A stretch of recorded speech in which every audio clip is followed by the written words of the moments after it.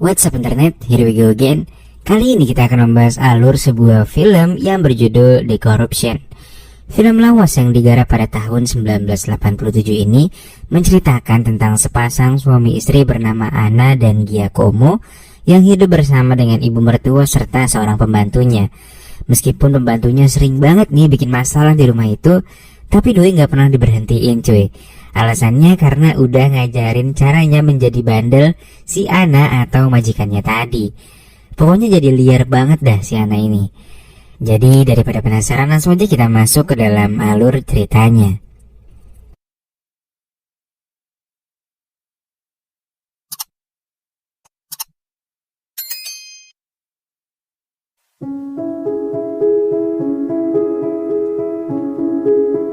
Film dimulai dengan memperlihatkan seorang wanita bernama Anna yang baru saja selesai berdoa di gereja, dan sebelum ia kembali ke rumahnya, ia pun mampir ke toko baju yang tak jauh dari gereja itu. Setelah selesai, Anna langsung bergas pulang ke apartemennya. Di lantai dasar, Anna mendapati Angela, sang asisten rumah tangga, sedang asyik bermesraan dengan Carlo yang merupakan kekasihnya. Anna pun tampil pusing dengan pemandangan tersebut. Lantas ia pun naik ke lantai atas untuk menemui sang ibu mertua. Kepulangan Anna langsung disambut cibiran dari mertuanya yang gak suka pada kinerja pembantu mereka, yaitu Angela. Meskipun pekerjaan Angela kurang beres di rumah itu, Anna dan suaminya tetap memperlakukan wanita itu dengan baik di rumahnya. Anna tinggal bersama dengan sang suami yang bernama Giacomo dan ibu mertua yang lumpuh serta Angela si asisten rumah tangga itu. Malam itu Giacomo terpaksa kembali ke kantor karena ada rapat dadakan. Sang ibu berkata, andai kamu bisa memberikan buah hati, mungkin anakku akan membatasi jam kerjanya. Anna pun hanya bisa tersenyum mendengarnya, padahal ia sebenarnya sakit hati. Sang ibu mertua selalu mengatakan hal itu. Menjelang tidur, Anna didatangi oleh Angela yang ingin mengucapkan terima kasih atas kebaikan Anna karena telah mempertahankannya. Tanpa diminta, wanita berambut pirang itu membantu Anna untuk skincarean sebelum tidur, sebagai bentuk terima kasih Angela tentunya. Keesokan harinya, saat berbelanja di pasar bersama dengan Angela, Anna ditawari oleh pembantunya itu untuk berkunjung ke kampung halamannya. Angela sadar betul kalau sang majikan perlu healing santuy setelah berkutat menghadapi kecerewetan ibu mertuanya. Angela pun mengusulkan agar Anna menitipkan ibu Giacomo itu di rumah sakit selama mereka berpergian nanti.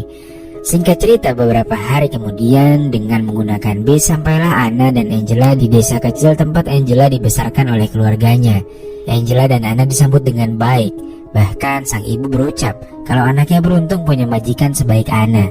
Namun tanpa sengaja hati Anna tersentil oleh pertanyaan seputar keturunan yang terlontar dari ibunya Angela.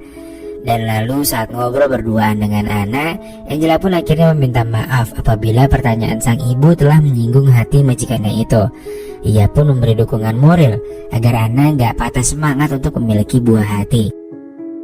Kegiatan mereka berlanjut dengan memerah susu sapi, dan mereka bermain air di tempat rahasia Angela. Oleh Angela, Anna diajari untuk mengeksplorasi bagian bawah pepeknya dengan menggunakan jari. Momen yang bersifat pribadi itu membuat keduanya semakin akrab. Singkat cerita, sepulang dari kampung halaman, Angela dan Anna pun harus kembali menjalankan rutinitasnya, yaitu merawat ibu mertua yang makin hari makin menjengkelkan. Di hari itu, kesabaran Anna diuji dengan tingkah sang mertua yang enggan meminum obatnya. Saat membuang isi pispot di kamar mandi, Anna mendengar ada suara yang berasal dari kamar tidurnya. Dan wanita cantik itu hanya bisa geleng-geleng menyaksikan Angela yang sedang mengutil uang yang disimpan suaminya di lemari pakaian. Alasannya ya karena kebersamaan dengan Angela tempo hari menjadikan Anna tak tega menegur perbuatan minus dari pembantunya itu. Lanjut, ketika Giacomo bertanya tentang jumlah uang yang tiba-tiba berkurang, Anna mengaku kalau dirinya yang memakai uang tersebut untuk suatu keperluan. Nampaknya kali ini Anna melindungi Angela. Namun ia mewanti-wanti kalau itu adalah terakhir kalinya ia melindungi sang pembantu itu. Saat dinner berdua dengan Giacomo di sebuah restoran, Anna kembali mengutarakan keinginannya untuk punya rumah sendiri. Ia pun menyanggah ucapan sang suami yang menduga kalau ibunya lah alasan kenapa Anna ingin pindah dari tempat itu. Padahal sebenarnya iya, karena ya ibu mertuanya menjengkelkan banget kan. Perbincangan mereka kemudian beralih pada kinerja Angela yang anehnya malah dinilai bagus oleh Giacomo. Keesokan harinya, pujian dari sang majikan seolah langsung dimentalkan oleh Angela yang bangun kesiangan. Dengan wajah bete, Anna membersihkan rumah seorang diri agar terhindar dari omelan ibu mertuanya. Dan hari itu suasana hati Anna bertambah buruk karena sang ibu mertua bersikeras tak mau lagi mengkonsumsi obat.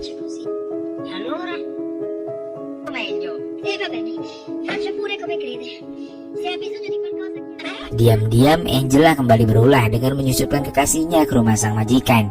Ketika Angela dan Carlo sedang berada di dapur, tiba-tiba datanglah Anna yang langsung mengusir tamu tak diundang itu. Namun bukannya pulang, Carlo malah merayu Angela untuk mau berpusrah dengannya di dalam gudang agar nggak ketahuan sama majikannya. Sementara itu di atas, Anna sedang menemani ibu mertuanya yang dengan manja ingin dibacakan koran oleh sang menantu. Untung saja tak berselang lama wanita itu segera terlelap, sehingga Anna bisa melakukan pekerjaan yang lainnya. Pertemuan Angela dan Carlo di dalam gudang ternyata disaksikan dengan tatapan iri oleh Anna yang sepertinya haus akan belayan. Dan beberapa saat kemudian Angela pun mengajak Anna untuk pergi menongkrong. Anna nampaknya mengalami shock culture ketika dia diajak nongkrong di sebuah bar bersama Angela, Carlo dan beberapa temannya. Karena tempatnya yang didatangi oleh berbagai kalangan itu terasa asing bagi wanita kaya dan terhormat seperti Anna.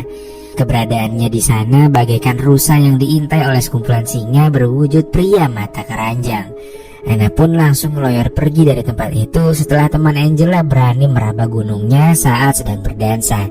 Lanjut, kondisi di luar bar ternyata nggak lebih aman bagi si cantik Anna. Baru beberapa meter melangkahkan kaki dari tempat itu, Anna langsung didekati oleh seorang pria bermobil mewah yang sepertinya merupakan mantan kekasihnya. Pria bernama Benito itu merayu Anna untuk mau diantarkan pulang olehnya. Namun upaya Benito ditolak mentah-mentah oleh Anna, si mamah muda cantik yang kemudian bergegas masuk ke sebuah toko kue. Di sana Anna lantas menelpon Giacomo untuk memberikan lokasi dirinya berada saat itu, dan sangat berharap kalau sang suami mau datang dan menjemputnya. Namun seperti biasa, Giacomo selalu sibuk dengan pekerjaannya sebagai pengacara tersohor, dan dengan terpaksa ia pun gak bisa menjemput Anna. Rasa kecewa yang melanda hatinya diluapkan Anna dengan meluncur masuk ke dalam mobil Benito. Kesempatan emas itu tentu gak disia-siakan oleh Benito yang langsung membawanya ke tempat sepi, dan sosis so nice pun mendarat sempurna di Dunkin Donut Anna. Keesokan harinya, merasa kalau hubungannya dengan Anna sudah begitu akrab, Angela dengan sesuka hati menegur majikannya itu atas peristiwa yang terjadi di bar semalam. Wanita berambut pirang itu nggak terima kalau Anna memandang rendah circle pertemanan yang dimilikinya. Saking emosinya, Angela pun sampai mengeluarkan kata-kata kotor yang langsung dibalas dengan sebuah tamparan oleh Anna. Beberapa hari kemudian, Anna berkunjung ke pabrik pasta gigi milik saudara kandungnya yang bernama Giovanna. Pada sang kakak, Anna berkeluh kesah seputar masalah rumah tangganya. Giovanna pun meminta agar adiknya itu bersabar serta bercermin pada dirinya yang udah tua tapi nggak punya pasangan, cuy. Suatu malam, rumah Anna kedatangan tamu, yaitu teman kerja Giacomo yang bernama Mario beserta istrinya. Saat melayani para tamu, Angela kembali berulah dengan menumpahkan sop ke baju mahal milik istri Mario. Di dapur, Anna pun langsung memperingatkan Angela kalau hari itu adalah hari terakhir bekerja di sana. Namun perkataannya barusan seolah ditarik lagi oleh Anna yang saling senyum dengan Angela ketika sedang membersihkan piring. Tingkah laku Anna ketika bergaul dengan Angela nyaris seperti anak kecil. Siang itu mereka berdua menghabiskan waktu dengan bermain petak umpet di dalam rumah. Dari gelagatnya, Angela terlihat punya niat jahat untuk mencelakai sang majikan. Dan benar saja, dengan sengaja ia melemparkan vas bunga ke lantai yang akan dilewati oleh majikannya itu. Beruntungnya Anna yang matanya tengah ditutup dengan kain tak sampai menginjak pecahan vas tersebut. Mendengar kegaduhan di luar kamarnya, mertua Anna sontak memanggil sang menantu. Namun ia tak kunjung direspon oleh Anna. Dengan sekuat tenaga, wanita itu berjalan tertatih menuju pintu kamarnya. Sementara itu, Anna yang sedang sibuk mencari Angela tanpa sengaja mendobrak pintu kamar sang mertua. Alhasil ibu mertuanya pun terbujur kaku seketika. Peristiwa naas yang terjadi begitu cepat itu terasa menyisakan bagi Anna. Apalagi secara tak sengaja ialah yang menjadi penyebabnya, meskipun ia melakukannya dengan tak sengaja. Keesokan harinya, Giacomo pun harus pergi meninggalkan Anna untuk melanjutkan proses pemakaman ibunya di kampung halaman ibunya. kehadiran Benito di waktu yang gak tepat mendapat sambutan dingin dari Ana. Bahkan karena dianggap terlalu lancang, pria berkumis itu dihadiahi Ana sebuah tamparan olehnya. Tanpa sepengetahuan Ana, Angela diam-diam mengajak Benito untuk ketemuan di rumah majikannya dengan harapan untuk menghibur Ana yang masih menyalahkan dirinya sendiri atas insiden kemarin. Namun sayangnya pada malam itu Ana sudah tertidur di sofa, dan yang terjadi Angela malah mengajak Benito untuk pergi ke kamarnya si Ana. Belum sempat ngapa-ngapain, tiba-tiba telepon di ruang tamu berbunyi yang membuat Ana akhirnya terbangun dan mengangkat telepon tersebut. Lalu setelah selesai menelpon, Ana pun beranjak masuk ke kamarnya, dan ia pun langsung disambut dengan bekapan dari Benito. Dengan dibantu Ana, pria berkumis itu berniat untuk kembali menikmati Dunkin Donut milik istri Giacomo. Di bawah ancaman Angela yang akan membeberkan fakta tentang meninggalnya sang ibu mertua. Mau gak mau, Ana pun menuruti semua gaya posisi yang ada di benak Benito, dan lantas mereka pun tarung 3 malam itu. Beberapa bulan kemudian, Giacomo dan Ana memutuskan untuk pindah ke rumah mereka sendiri. Dari kabar yang beredar di antara tetangga, Angela telah diberhentikan sebagai pembantu karena ketahuan hamil anak pria lain. Di sisi lain, keinginan Ana untuk memiliki hunian baru tanpa kehadiran ibu mertua serta pembantunya yang kurang ajar di rumahnya pun akhirnya terwujud. Di rumah barunya, Ana sedang bermanja ria dengan sang suami yang mengira bahwa bayi dalam kandungan Ana sekarang merupakan buah hatinya. Dan tanpa Giacomo sadari, sebenarnya itu adalah bibitnya Benito.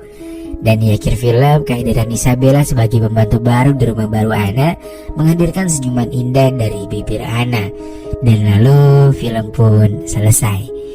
Sungguh film yang sulit dimengerti apa maksudnya. Cuman perkara mau punya rumah baru doang anjir. Ya wes lah, sekian dulu ya cuy. See you.